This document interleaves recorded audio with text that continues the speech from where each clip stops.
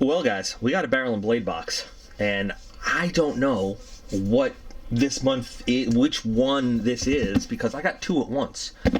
Oh, there was a problem. I missed a month, and they made up for it. They got me that month.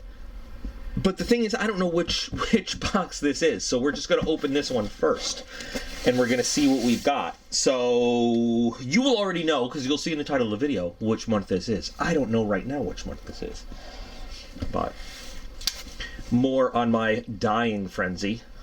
Not dying, like I'm not dying, but like dying scales. This was, I bought these were the Jade Blade HQ exclusive scales, and I bought them from somebody, and then I dyed them green, so it kind of looks like the regular green 940 until you get up on it. Anyway, I really like them. So let's use this 940, El Benchmade 940. That's Spanish to get into this box. So, Operation 55. So this is January. This is January of this year. So we're now 1 month behind. Okay. So we've got, let's see what we've got. We've got, oh, this is Blackbeard. I've wanted to try Blackbeard. I have. Let's see. Bag. We'll take a look at. We've got, oh, I've had one of these once. It was, okay. And we've got an I always like anything with Exotac. And we've got a Lansky puck. Okay. Not bad. Not bad. Attack of the box. Let's get the box out of here. PETA, for you. Alright, so we've got 1, 2, 3, 4, 5 in our level 2 box. What is like the big ticket here? I guess that would be the Rapid Sling Pack. Okay. And the level 1 seems to have everything besides the Rapid Sling Pack. So of course we'll look at the Rapid Sling Pack later, and we'll start going through everything. So the first item in the box is the Gerber pack hatchet, and I believe did I review the Gerber pack? I think I actually reviewed this. I remember it being a different color, but you know, no problem. We'll look at it again. And then it has like a sheath. Look how strong I am. Did you guys see that? You guys see that feat of strength and impressive manhood? I hope you did. I hope you did. So there's do not eat. So this can hang, or belt loop.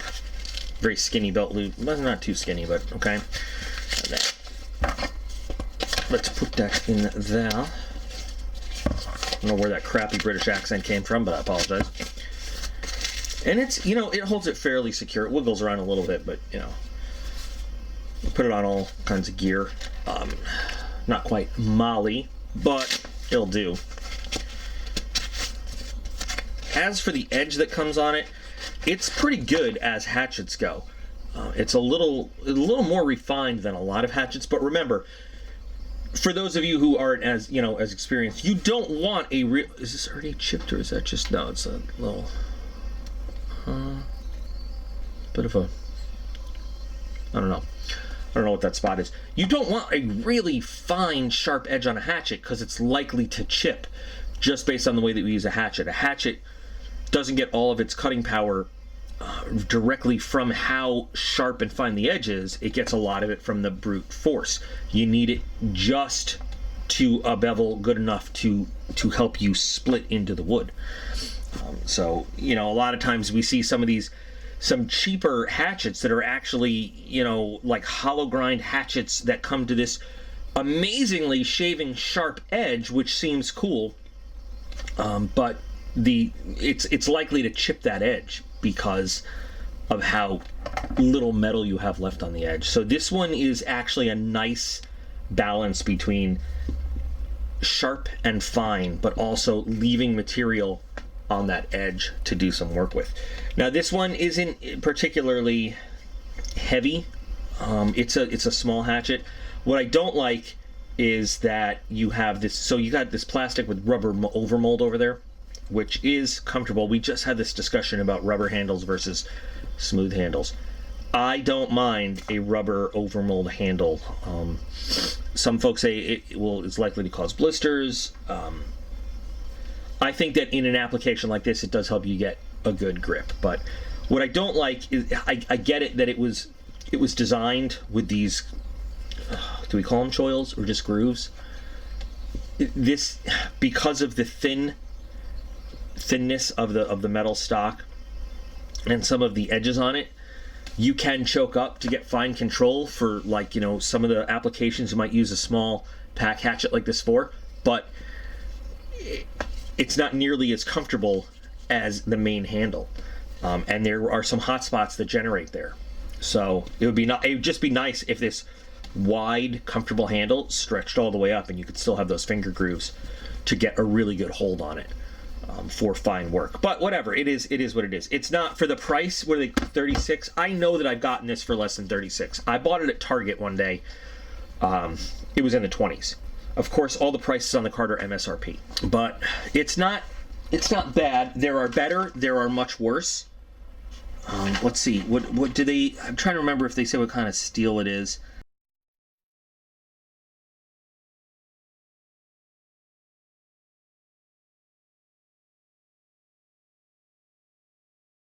And I'm going to have to look it up, and I'm going to have to put it on there. It's another one that's, you know, that designed, they like to say designed in the USA. Whenever they say designed in the USA, they're specifically not saying manufactured in the USA. So this is made in China.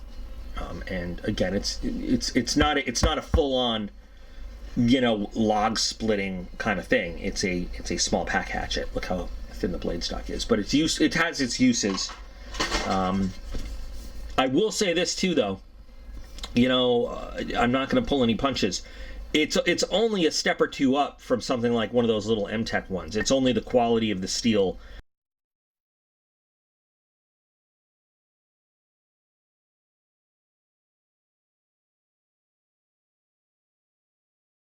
And the quality of the handle that separates it from something like that M-Tech or Tac Force would put out, because and it's not like bright zombie green, but like I said, better steel than you would find on a lot of cheaper ones. Nice handle, and it has its uses. So there we go. The Lansky puck. I've had a few of these back in the day, Dane Cook's Wednesday. I'm not going to open it because I'd rather keep it just in the package right now, because I lose these things. But these are more of a coarse grit puck. These are specifically for sharpening things that you don't need a very fine edge on. And they give you some examples here: lawnmower blades, machetes, hatchets, shovels, axes. So large, you know, able to get a good grip on it, and again, it is for things that you're not going to sharpen finely with a whetstone. Things that get a lot of their power from brute force, like we just talked about. So these are pretty good to have in your kit. Now, does it mean that you can't sharpen an axe or a hatchet with whetstones? No, of course not. But this is designed for a quick and easy sharpening of those brute force tools that still need a workable edge, but not a really fine edge. And I can't remember the last time I actually used one, to tell you the truth, but I know some folks that swear by these. Lansky is a pretty damn good name in sharpening gear. Maybe I will open it. I always change my mind halfway through the video.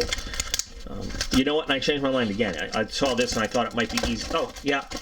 Easy to open and put back together.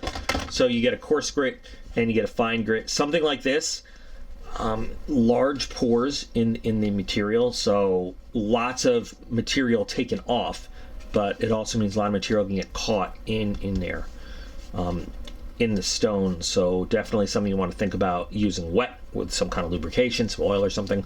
Just my 2 cents. That's just my experience. I'm not telling you, that's not like a professional word. That's just how I would use a stone like this.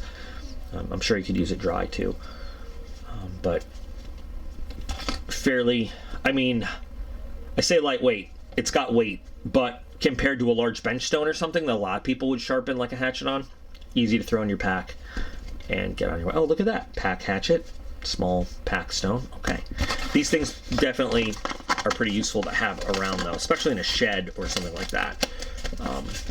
But, you know, definitely intended for packs and the like.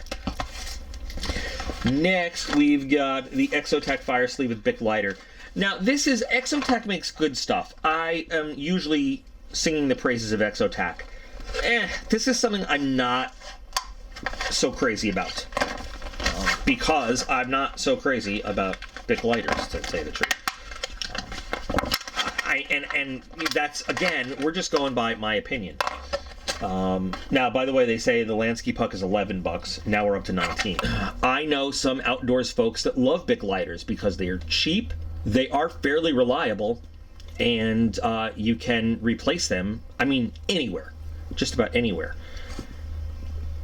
This seems to be in there pretty tight. I was going to just try to take it out and be like, look, see, it's just a regular old Bic lighter. But,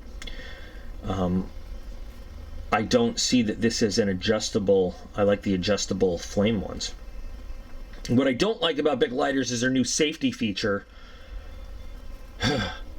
Like, I'm not a moron. I know kids shouldn't play with lighters. I think that should be optional, whether or not you have the safety feature on. How do you get the Bic out of the Bic holder?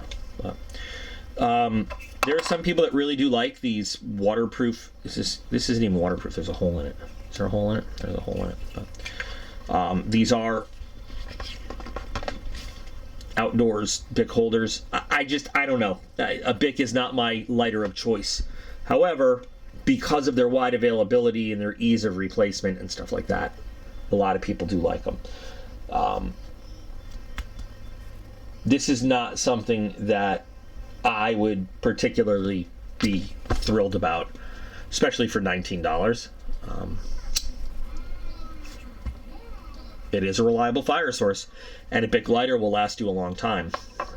But I don't know what you got to do to get the lighter out of here. It's in there pretty good. I guess you just got to work. There we go. It's coming out. You just got to squeeze from the bottom, and then take it out. Come on, wiggle. Wiggle, wiggle, wiggle, wiggle, wiggle. Yeah. There are some refillable. What the hell? Did they grease the lighter to get it in there? There's some refillable ones, Bic lighters and whatever. I don't know. It is what it is. I would put this in matte, just because. Yeah, they must have greased that damn lighter to get it in there, nice and tight. It's just not my thing. Not commenting on the quality or usefulness of it.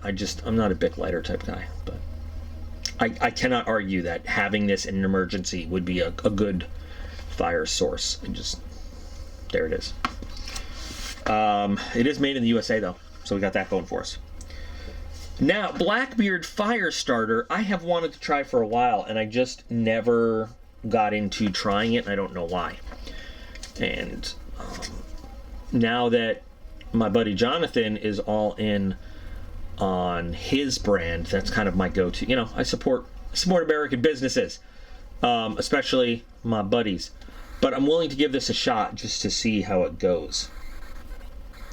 So we will do a separate test on this later on.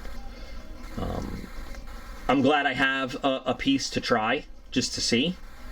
But it's not quick survive, so I'm prejudiced against it right away. No, at least I tell you. I'm prejudiced against it. But seriously, I've been wanting to try this for a while. Just never got around to buying it. So we will do a test of this a little later outside. So I think I've gotten pretty lucky not burning the house down, and we'll try that out later. So $12 for this. They say you can start 50 fires with this. Cool. Let's see that sling pack, the rapid sling pack.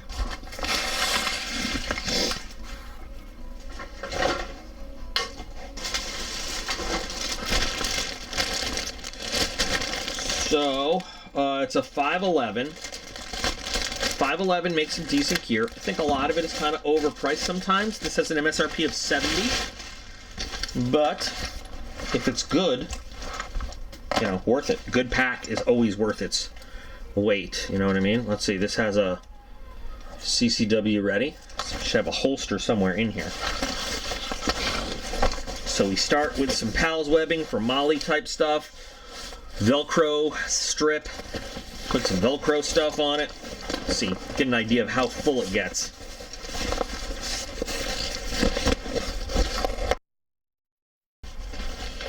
More of an EDC size than you know, big outdoors size, and that's okay.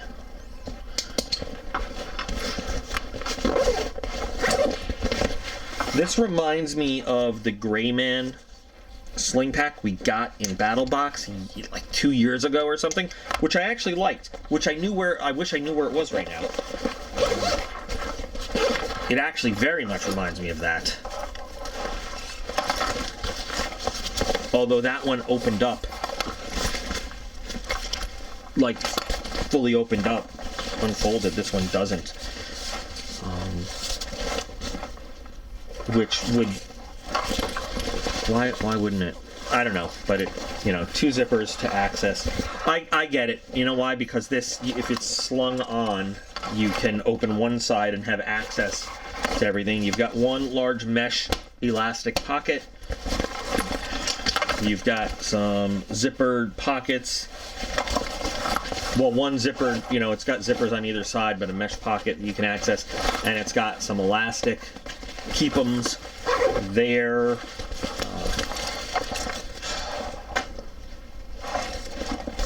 There we go. We've got a zippered pouch up top here. This would just be so much easier if this had like a Velcro closure that you could flip all the way open. I guess you could hang a hydration device in there. And then this is for CCW use. Yeah, it's got a big old Velcro pad for you to stick a holster on. I don't know how likely I am to use this. Very nicely padded strap, though. Lots of stuff, lots of area to put stuff on there. Pretty nice and really padded back. I might use this for like a little day trip. I don't know how I feel about the price, but good quality. I mean, stitching looks really good all around. Oh, and then of course, external. So, yeah, just for like a short hike or CCW use out in a city or something. You know, those non-communist cities that actually allow you to do it, like, you know, the Constitution says you should be able to. Things like that. Not bad. I mean, not bad. 70 bucks? I don't know. Maybe closer to like 45, 50, but that's just me. You can put a decent amount of stuff in here. Big tablet, not quite a computer, but some stuff. So. I don't know, decent box. I've always said this, I like Barrel and Blade over the long run. I feel like they've given the most useful stuff. Not always the most exciting stuff, but the most useful items that I have not considered just to be crap filler stuff.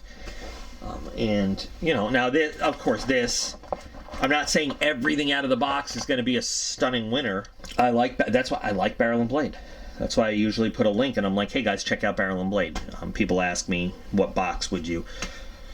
Barrel and Blade for outdoorsy stuff and EDC Club for your EDC type stuff. And then every once in a while they have kind of crossover between the two. So this is December's box. No, I lied. This is January's box. So this is January 2022. This is one that I missed. And they're making good. They're making good on it. Customer service. Yes. Screw up in the shipping. Customer service. Making up for it. As opposed to some boxes that are just like, screw you, we'll get you next month. Thank you, Barrel and Blade, for doing the right thing. Customer service means everything to me. What do you guys think of this? I know this is late and you've probably seen a whole bunch of other reviews. But what do you guys... Oh, look at this. I just saw this. So you can swap your strap easily between left and right. Nice. Another bonus point for this bag. What do you guys think of this January Barrel and Blade? I would love to know your opinions.